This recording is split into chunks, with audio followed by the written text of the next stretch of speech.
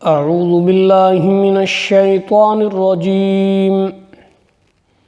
بسم اللہ الرحمن الرحیم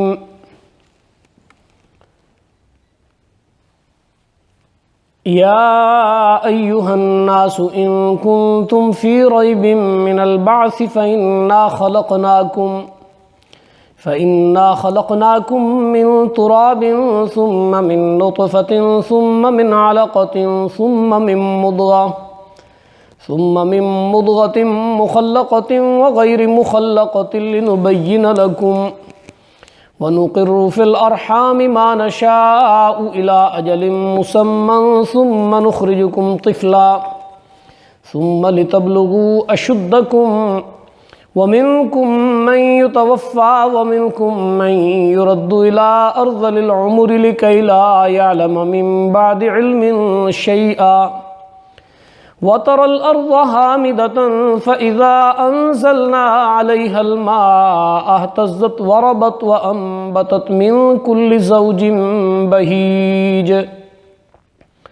ذلك بأن الله هو الحق وأنه يحيي الموتى وأنه على كل شيء قدير وأن الساعة آتية لا ريب فيها وأن الله يبعث من في القبور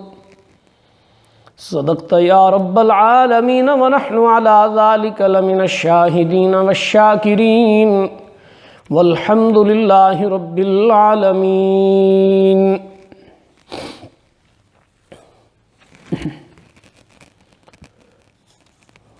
معزز و مکرم خواتین و حضرات، سامعین و سامعات،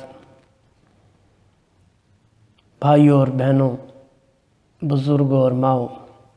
السلام علیکم ورحمۃ اللہ وبرکاتہ۔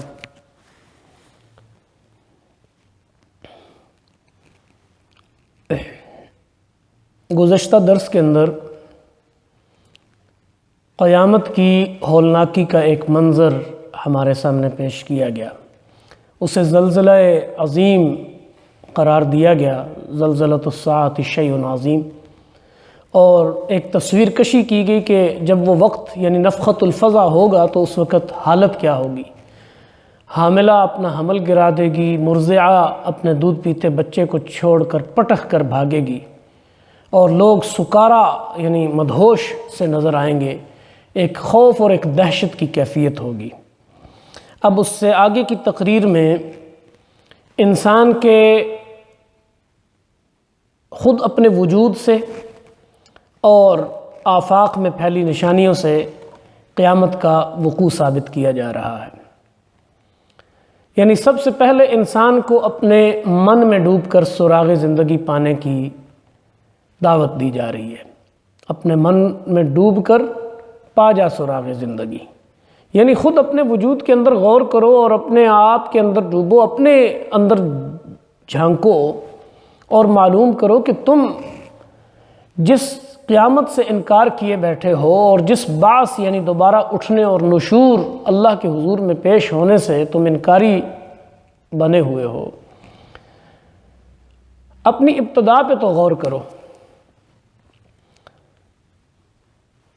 تمہاری ابتدا یہ ہے، یا ایھا الناس، اے انسان، اے ابن آدم، اے بندے، ان کنتم فی ریب من البعث، اگر تم شک میں ہو اس بعث سے متعلق، یعنی دوبارہ زندگی، بعث کا لفظی مطلب ہے اٹھانا، دوبارہ اٹھانا،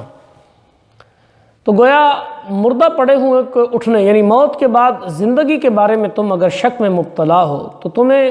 یہ معلوم ہونا چاہیے کہ ہم نے تم کو مٹی سے پیدا کیا ہے۔ فَإِنَّا خَلَقْنَاكُم مِّن تُرَابٍ، پھر نطفے سے، پھر خون کے لوتھڑے سے، پھر گوشت کی بوٹی سے، جو شکل والی بھی ہوتی ہے اور بے شکل بھی ہوتی ہے۔ یہ ہم اس لیے بتا رہے ہیں تاکہ تم پر حقیقت واضح کریں۔ ہم جس نطفے کو چاہتے ہیں ایک خاص وقت تک رحموں میں ٹھہرائے رکھتے ہیں، اور پھر تم کو ایک بچے کی صورت میں نکال لاتے ہیں، پھر تمہیں پرورش کرتے ہیں کہ تم اپنی جوانی کو پہنچو۔ اور تم میں سے کوئی پہلے ہی واپس بلا لیا جاتا ہے اور کوئی بدترین عمر کی طرف پھیر دیا جاتا ہے، تاکہ سب کچھ جاننے کے بعد بھی کچھ نہ جانے۔ یہ انسان کو بتایا جا رہا ہے کہ خلقناکم من تراب، تمہاری تخلیق کا آغاز ہم نے مٹی سے کیا۔ اس کے ایک مفہوم تو یہ ہے کہ ظاہر ہے سارے انسان بنی نوع انسان کے جو جد ہیں، اب ہیں، سیدنا آدم علیہ السلام صفی اللہ، وہ ان کے بارے میں قرآن نے کہا خلقہ من تراب ان مثل عیسیٰ عند اللہ کمثل آدم خلقہ من تراب ثم قال له کن فیکون۔ فرشتوں کو کہا کہ زمین کے مختلف حصوں سے جا کے مٹی اکٹھی کرو، اور وہ مٹی مختلف حصوں کی لائے اور کہا کہ اس کا پتلا تیار کرو، طین اللازب، وہ تیار کیا تو اللہ نے کہا کن فیکون، روح پھونکی اور جیتا جاگتا ایک انسان کھڑا کر دیا۔ اس معنی میں بھی انسان مٹی سے پیدا ہوا ہے۔ اور پھر یہ ہے کہ باقی بھی جتنے انسان، یعنی نسل آدم میں آج تک اور صبح قیامت تک جتنے انسان پیدا ہونے ہیں، ہر انسان ان مادوں سے پیدا کیا جاتا ہے جو سب کے سب زمین سے اور مٹی سے حاصل ہوتے ہیں۔ ظاہر ہے انسانی نسل کا جو آگے چلنا ہے یہ ایک نطفے کی مرہون منت ہے جو مرد کی صلب میں ہوتا ہے اور عورت کے بیضہ سے مل کر ایک انسان اس سے وجود میں آتا ہے۔ تو بنیادی طور پر اس نطفے کے جو اجزاء ہیں وہ بھی مٹی سے بنے ہیں۔ ظاہر ہے وہ خوراک کی وجہ سے، اور وہ خوراک ساری کی ساری زمین سے پیدا ہوتی ہے۔ جو پھل، سبزیاں، غلہ جات، اناج ہم کھاتے ہیں، ظاہر ہے وہ ہمارے وجود میں ایک خاص پروسیس سے گزر کر خون کی شکل اختیار کرتا ہے، اور پھر وہ خون ہی نطفے کی شکل اختیار کرتا ہے، اور وہی رحم مادر کے اندر ٹھہرتا ہے اور انسانی وجود کی تخلیق کا باعث بنتا ہے۔ تو براہ راست بھی اگر کہیں یا بالواسطہ اور بلا واسطہ دونوں طرح سے انسان مٹی سے پیدا کیا گیا ہے۔ حضرت آدم براہ راست مٹی سے، اور نسل آدم آگے سے انسانی نطفے سے وہ اس کا سلسلہ چلا ہے۔ بدأ خلق الانسان من طین، ہم نے انسان کی تخلیق کی ابتدا مٹی سے کی۔ ثم جعل نسلہ من سلالۃ من ماء مہین، اور پھر اس کی نسل ایک رقیق مادے سے چلائی۔ سلالہ حاصل اور نچوڑ اور خلاصے کو کہتے ہیں۔ گویا وہ انسانی وجود، اس کی غذاؤں، اس کے اناج، اس کے غلہ جات، جو کچھ وہ کھاتا ہے اور مٹی کی جو پیداوار بھی وہ استعمال کرتا ہے، اس کا خلاصہ اور اس کا نچوڑ اس نطفے کی شکل میں، اسے سلالہ کا نام دیا ہے، جو حقیر پانی کی شکل میں، ماء مہین، انتہائی مہین۔ اور تو اس کے بعد پھر سارے اگلے مراحل ذکر کیے ہیں، یعنی وہ مختلف ادوار کہ جن سے ماں کے پیٹ کے اندر ایک بچہ گزرتا ہے، وہ ساری چیزیں یعنی اس طرح وضاحت کے ساتھ بیان نہیں کی، صرف اس کے جو نمایاں تغیرات ہیں، اس کی جو نمایاں تبدیلیاں ہیں، ان کا ذکر کیا۔ یعنی ایک ایک مائکرو سیکنڈ کی کیفیت جو ہے وہ اس انسان کے وجود میں آنے کی نہیں بیان کی، موٹے موٹے مراحل کے۔ نطفہ جو ہے وہ ایک لوتھڑے کی شکل اختیار کرتا ہے، ایک جنین کی شکل اختیار کرتا ہے۔ جنین کا لفظی مفہوم ہے کہ حرکت کرتا ہوا کیڑا، تو گویا وہ نطفہ ایک جنین کی شکل اختیار کرتا ہے کہ جو بنیادی طور پر وہ جنین، وہ ڈی این اے، وہی انسانی وجود کی بنیاد ہے، اور اس کے گرد ہی انسان پھلتا اور پھولتا ہے۔ کہ نطفہ جب قرار پاتا ہے تو ابتداً وہ جمے ہوئے خون کے ایک لوتھڑے کی شکل اختیار کرتا ہے، پھر وہ جب وہ جنین یا وہ لوتھڑا ایک گوشت کی بوٹی کے اندر تبدیل ہوتا ہے، لیکن اس کی شکل و صورت کوئی نہیں ہوتی، یعنی گوشت کا ایک کہہ لیں کہ ایک وجود چھوٹا سا ایک بن جاتا ہے، لیکن شکل صورت کے بغیر ہوتا ہے، بس ایک لوتھڑا پڑا ہوا ہے۔ پھر اللہ کریم اس گوشت کے اس لوتھڑے کو ایک شکل دیتے ہیں جسے مضغہ کا نام دیا گیا ہے، یعنی مضغہ وہ گوشت کا لوتھڑا ہے، اور اس کو پھر مخلقہ اور غیر مخلقہ۔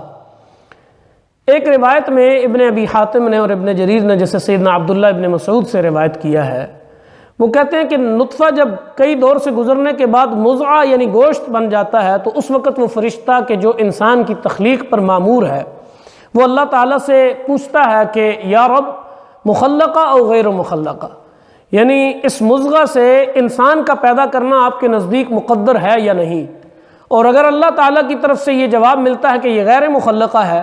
تو رحم اس کو ساقط کر دیتا ہے۔ یہ جو آپ روزانہ خبریں سنتے ہیں اور ہمارے خاندانوں میں ایسے واقعات پیش آتے ہیں کہ جنین ساقط ہو گیا، حمل ساقط ہو گیا اور حمل ضائع ہو گیا، وہ یہی چیز ہے کہ اللہ کی منشا میں یہاں تک ہی اس کا سفر ہوتا ہے۔ جب وہ سفر اللہ کی طرف سے رک جاتا ہے تو پھر ساری سائنسیں، ساری ٹیکنالوجی اور ساری مہارتیں اور سارے علوم اور سائنسز وہ مل کر بھی اسے وہ شکل نہیں دے پاتی کہ جو شکل انسان کو مطلوب ہوتی ہے، کیونکہ اللہ کی طرف سے اس کا مرحلہ تخلیق یہاں تک ہی تھا۔ تو تخلیق کے دوسرے مراتب تک وہ پہنچتا ہی نہیں ہے، اور اگر یہ حکم ہوتا ہے کہ یہ مخلقہ ہے تو پھر فرشتہ سوال کرتا ہے کہ لڑکا ہے یا لڑکی ہے، اور شقی ہے یا سعید ہے، اور اس کی یعنی بدبخت ہے یا خوشبخت ہے، اس کی عمر کیا ہے، اس کا عمل کیسا ہے، یہ کہاں مرے گا، اس کا کیا رزق ہے، یہ سب چیزیں اس وقت فرشتے کو بتلا دی جاتی ہیں۔ امام قرطبی رحمہ اللہ نے ابن عباس رضی اللہ تعالیٰ عنہ سے بھی اس کو روایت کیا ہے، اور امام ابن جریر رحمہ اللہ نے اسے جناب عبداللہ ابن مسعود سے روایت کیا ہے۔ تو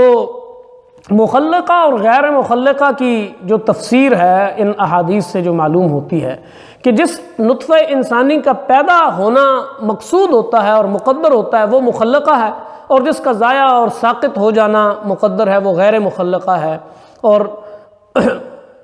کہ بعض حضرات مفسرین نے یہ بھی توجیہ یا یہ بھی اس کی تشریح کی ہے کہ غیر مخلقہ وہ ہے کہ جس بچے کی تخلیق مخلقہ وہ ہے کہ جس بچے کی تخلیق تمام اعضاء صحیح سالم اور مکمل اور متناسب اعضاء کے ساتھ ہونی ہو، وہ مخلقہ ہے، اور جس کے بعض اعضاء ناقص ہوں یا قد اور رنگ وغیرہ غیر متناسب ہو وہ غیر مخلقہ ہے۔ بہرحال یہ دونوں تفسیرات ہیں جو اگلے مرحلے کی ہیں۔ پھر اللہ کریم یہ کہتے ہیں کہ ثم نخرجکم طفلا، پھر بطن مادر سے تم ہمیں، یعنی یہ سارے مراحل طے پا گئے، نطفہ سے من نطفۃ ثم من علقۃ ثم من مضغۃ ثم من مخلقۃ وغیر مخلقہ، یہ سارے مراحل گزرے، ایک انسانی وجود جو ہے وہ رحم مادر کے اندر تیار ہو گیا۔ ثم نخرجکم طفلا، پھر ایک بچے کی صورت میں بطن مادر سے ہم تم کو نکال لیتے ہیں، طفل ضعیف کی صورت میں، ایک انتہائی ناتواں اور کمزور وجود کی شکل میں۔ اس کا بدن بھی کمزور ہوتا ہے، سماعت و بصارت بھی کمزور ہوتی ہے، حواس اور عقل بھی کمزور ہوتے ہیں، حرکت اور گرفت کی قوت بھی، غرض یہ کہ سب قوتیں انتہائی ضعیف اور کمزور ہوتی ہیں۔ طفل اسی چیز کا نام ہے۔ پھر تدریجاً ان میں ترقی دی جاتی ہے، یعنی مرحلہ وار ان کے اندر جو ہے وہ قوت جمع کی جاتی ہے، یہاں تک کہ وہ پوری قوت کو پہنچ جاتا ہے۔ ثم لتبلغوا اشدکم، یعنی لفظ اشدہ یعنی شدہ کی جمع ہے کہ تدریجی ترقی کا سلسلہ اس وقت تک جاری رہتا ہے جب تک تمہاری ہر قوت مکمل نہ ہو جائے جو جوانی کے وقت میں ہوتی ہے، اور اس کے بعد پھر انسان جو ہے وہ ثم لتبلغوا اشدکم ومنکم من یتوفی ومنکم من یرد الی ارذل العمر، پھر جو ہے وہ تم میں سے کوئی ایسا ہوتا ہے کہ جسے وفات دی جاتی ہے، اور کوئی ایسا ہوتا ہے کہ جسے ارذل العمر تک پہنچا دیا جاتا ہے۔ یہ اس اللہ کا ایک خاص جو ہے وہ نظام ہے۔ ہر انسان کی اس دنیا میں آنے کے بعد ایک مدت مقرر ہے۔ بعض جو ہیں وہ جوانی کے مرحلے میں پہنچتے ہیں، اور کڑیل جوانی، جب کسی کا موت کی طرف کوئی گمان، کوئی دھیان ہی نہیں ہوتا، یہ رگوں میں دوڑتا خون، یہ چہرے کی سرخی، یہ وجود کی طاقت، اور جناب وہ زیر و زبر کر دیتا ہے زمین کو، پہاڑوں کو اکھاڑ ڈالتا ہے، اور زمین کا سینہ چیرتا ہے، اور فلک پہ جو ہے نا وہ ستاروں پہ کمندیں ڈالتا ہے، اپنی طاقت پہ اسے اتنا ناز ہوتا ہے۔ لیکن اگر اللہ کی طرف سے امر ہوتا ہے تو اس کی ساری کڑیل جوانی اور اس کی وہ قوت و طاقت اور اس کا وہ زور اور غضب، ہر چیز جو ہے وہ بالکل جو ہے وہ مٹی میں مل جاتی ہے، کڑیل جوان اس دنیا سے رخصت ہو جاتا ہے۔ ثم ومنکم من یتوفی، جس کے لیے یہ مقدر ہو، اور جس کے لیے اگلے مراحل ہوں اس کے لیے ومن یرد الی ارذل العمر، ہم اسے ارذل العمر تک پہنچا دیتے ہیں۔ ارذل العمر اس عمر کو کہتے ہیں کہ جس میں انسان کے عقل و شعور میں اور اس کے حواس میں خلل آنے لگے۔ 60 کے بعد عموماً کہتے ہیں فلاں سٹھیا گیا ہے۔ سٹھیانا یہی چیز ہے کہ شیخ مفند کہا جاتا ہے اسے، سیدنا یعقوب علیہ السلام، یعنی قرآنی اصطلاح ہے۔ شیخ مفند اسے کہا جاتا ہے جو بہکی بہکی باتیں کرے، اس کی بات کا کوئی سر پیر نہ ہو، کوئی مفہوم بسا اوقات سمجھ تک نہ آتا ہو کہ کیا، یعنی وہ بالکل دوبارہ بچپن کی عمر میں۔ یرد کے الفاظ میں یہ مفہوم پایا جاتا ہے کہ گویا اسے واپس اس پہلی حالت میں لٹا دیا جاتا ہے جہاں نہ قوت و بصارت کام کرتی تھی، نہ گرفت کی قوت تھی، نہ دوسری عقل و حواس تھے، نہ فہم و شعور تھا، یعنی بچپن میں۔ تو یرد کے الفاظ سے یہ پتہ چلتا ہے کہ وہ اس عمر میں ناکارہ عمر میں پہنچ جاتا ہے۔ یہ ایک لحاظ سے اس کی دوبارہ ناکارہ عمر ہوتی ہے۔ شیخ مفند، میں نے کہا شیخ مفند اس شیخ کو کہتے ہیں، اس بوڑھے کو کہتے ہیں کہ جو بہکی بہکی باتیں کرے۔ سیدنا یعقوب علیہ السلام نے جب سیدنا یوسف کی قمیض مصر سے چلی تو وہاں انہوں نے کہا کہ وَلَمَّا فَصَلَتِ الْعِيرُ قَالَ أَبُوهُمْ إِنِّي لَأَجِدُ رِيحَ يُوسُف، مجھے یوسف کی خوشبو آ رہی ہے، لَوْلَا أَن تُفَنِّدُونَ، اگر تم مجھے شیخ مفند نہ کہو، اگر تم مجھے سٹھایا ہوا اور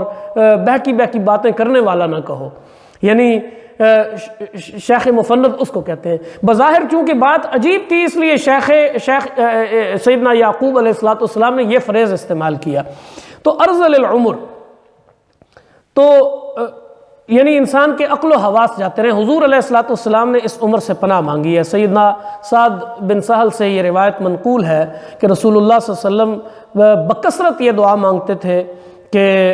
اور سیدنا سعد نے اپنی اولاد کو یہ دعا یاد کروا رکھی تھی اور انہیں تلقین کرتے تھے کہ یہ دعا مانگا کرو، اللہم انی اعوذ بک من الجبن والبخل واعوذ بک من البخل واعوذ بک من الجبن واعوذ بک من ان ارد الى ارذل العمر واعوذ بک من فتنۃ الدنیا وعذاب القبر۔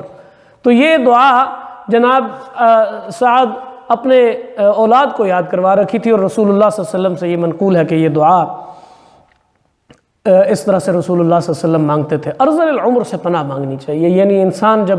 دوسروں پر بہت بوجھ بن جاتا ہے، ایک محتاجی اور اس کی بے بسی کی زندگی شروع ہو جاتی ہے اور وہ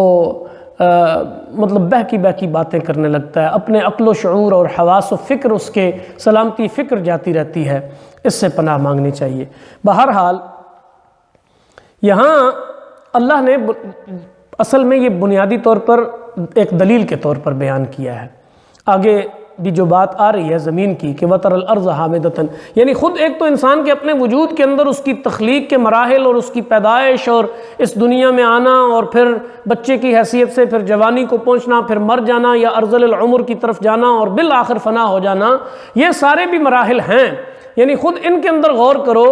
مٹی جیسا بے جان مادہ جس کے اندر جان کی کوئی بظاہر ایسے آثار نہیں ہے، کبھی آپ نے دیکھا ہے کہ زمین پر پڑی ہوئی مٹی اس کے اندر جو ہے نا وہ زندگی پیدا ہونا شروع ہو جائے؟ یعنی مٹی تو بجائے خود ایک بے جان چیز ہے، اس کے اندر اگر جو رب زندگی پیدا کرنے پر قادر ہے اور اس کو ایک ایسا جیتا جاگتا فولادی صورت انسان بنا دیتا ہے اور ایک ایسا انسان جو سمندروں کے سینے چیرتا ہے اور ستاروں پہ کمندیں ڈالتا ہے، آخر یہ مٹی سے وجود میں آیا ہے نا، تو پھر ان کنتم فی ریب من البعث، پھر تمہیں دوبارہ زندہ ہونے میں کون سا شک پڑا ہوا ہے؟ کتنی قوی اور کتنی دل کو چھونے والی اور کتنی وزنی اور کتنی ٹھوس اور کتنی محکم دلیل جو ہے وہ اللہ نے پیش کی ہے، یہ خود انسان کے داخلی وجود کے اندر ہے۔ اب خارجی طور پر باہر کی دنیا میں کہا کہ وَتَرَى الْأَرْضَ حَامِدَةً فَإِذَا أَنزَلْنَا عَلَيْهَا الْمَاءَ اهْتَزَّتْ، اور تم دیکھتے ہو کہ یہ زمین سوکھی پڑی تھی، بالکل بنجر اور ویران،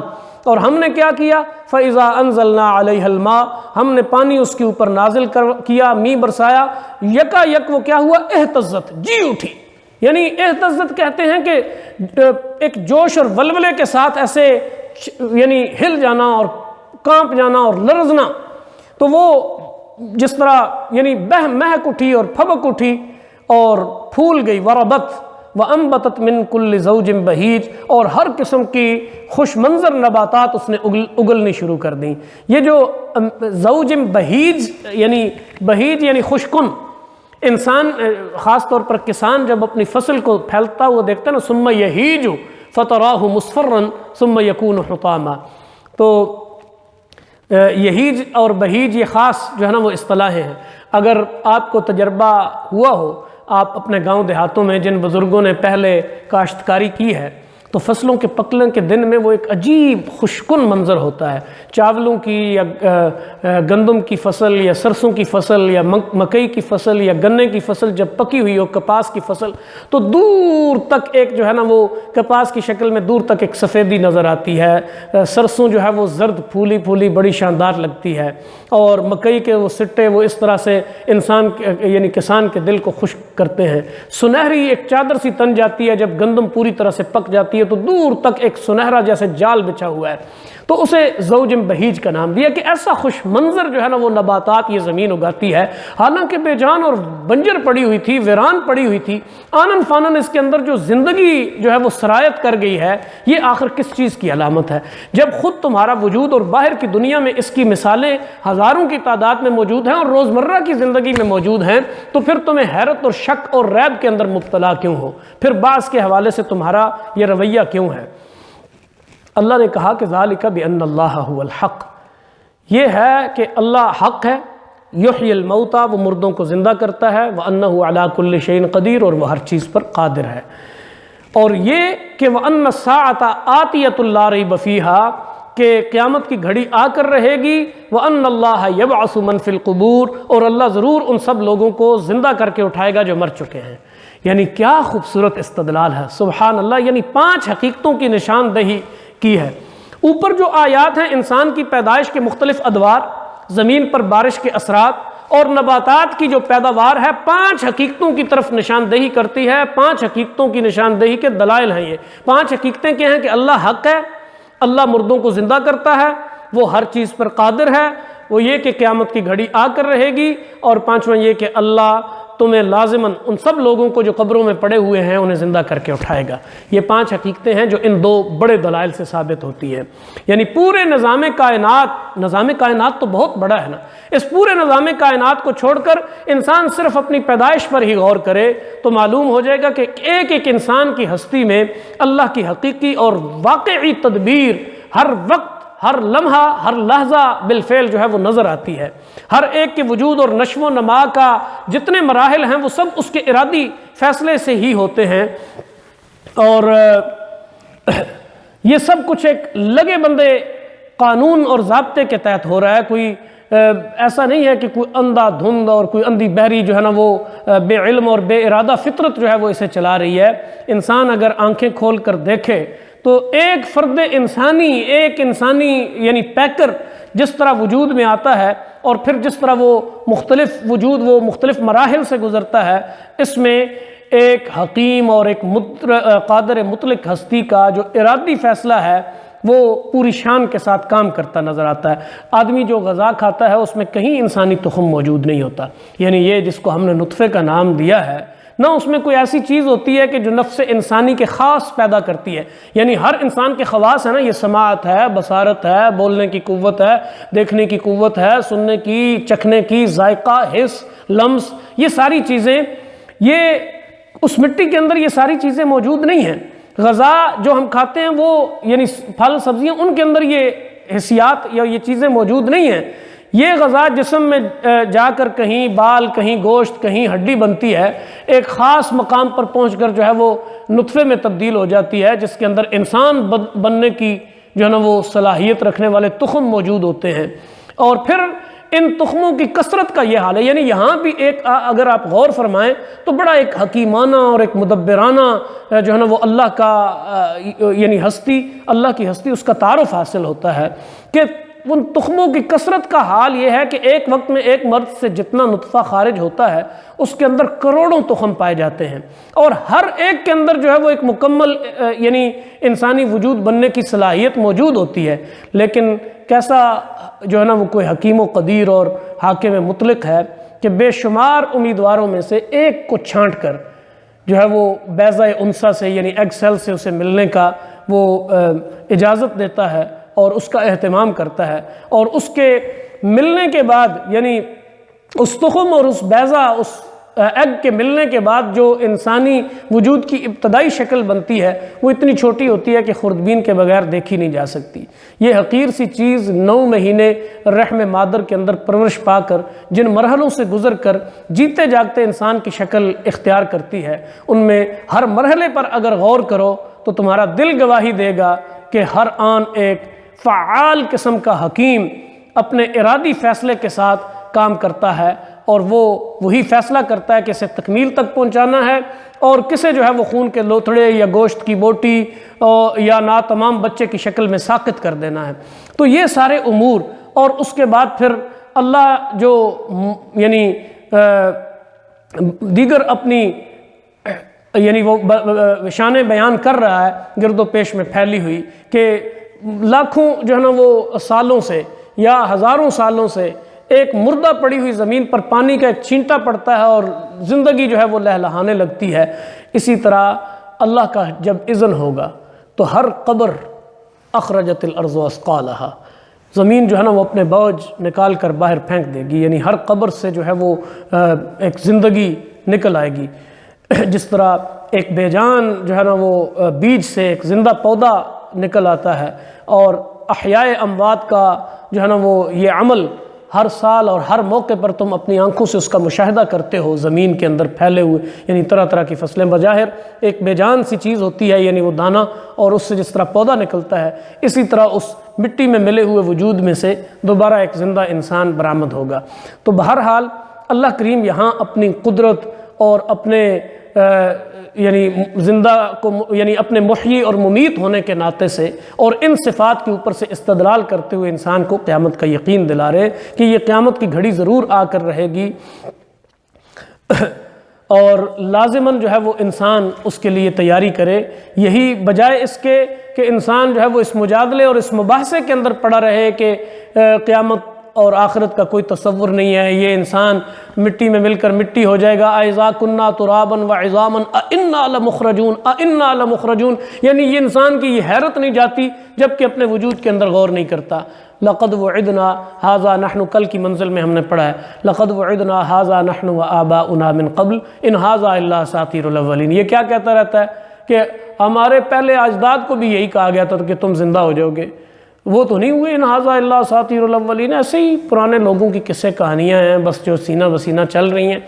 وہ یہی سمجھتے تھے کہ آج تک کوئی زندہ ہو کر آیا تو نہیں ہے، یہ سارے تم دعویٰ کرتے ہو کہ زندگی دوبارہ ہوگی لیکن کوئی ایک ہمیں زندہ کر کے دکھاؤ تو صحیح۔ تو انہیں بتایا گیا کہ وَيَقُولُونَ مَتَىٰ هَٰذَا الْوَعْدُ إِن كُنتُمْ صَادِقِينَ، یعنی وہ پوچھتے تھے کہ اگر وہ وعدہ سچ ہے تو پھر لے آؤ اس وعدے کو، لیکن انہیں یہی سمجھایا گیا کہ یہ اللہ کا علم ہے کہ ان اللہ عندہ علم الساعہ، وہ جس وقت چاہے گا وہ اپنے اس ارادے کو عمل میں لے آئے گا۔ اس لیے انسان کے لیے بجائے بحث مباحثے اور فضول کی تکرار اور مناظرے میں پڑھنے کے بہترین رویہ یہی ہے کہ وہ اس دن کی تیاری کی زیادہ سے زیادہ کوشش کرے جس روز اس نے اپنے رب کے حضور حاضری دینی ہے، اور اپنے ایک ایک عمل، ایک ایک قول، ایک ایک فعل، ارادے اور نیت، ہر چیز کا اس نے حساب دینا ہے، اور اسی کے مطابق اس نے اجر و ثواب یا عذاب پانا ہے۔ اس لیے اللہ کریم سے ہمیشہ یہی دعا کرنی چاہیے کہ ہم یعنی اس بات کے اہتمام کے ساتھ کہ اللہ ہم روز محشر تیرے حضور پیشی پر کامل یقین رکھتے ہیں، قبروں سے دوبارہ جی اٹھنے پر ہمارا مکمل ایمان ہے، تیرے حضور حاضری پر ایمان ہے، اور تیری بارگاہ ذوالجلال میں ہم نے حاضر ہونا ہے اور اپنا اعمال نامہ وصول کرنا ہے اور اس کے مطابق جزا و سزا پانی ہے۔ اس کے اوپر ایمان رکھتے ہوئے ہم تجھ سے یہ التجا کرتے ہیں کہ اللہ تو ہمیں اس دن کی تیاری کی توفیق عطا فرما دے۔ ہم سے پہلے جو تیرے حضور پہنچ چکے ہیں اللہ انہیں اور ہم سب کو، سب اہل ایمان کو اس روز ثابت قدمی عطا فرما، اور اپنے قہر و غضب سے بچا کر ہمیں اپنی رحمت و فضل کے ساتھ اللہ تو بہرہ ور فرما دے۔ اللہ کریم ہم سب کا حامی و ناصر ہو، وما علینا الا البلاغ۔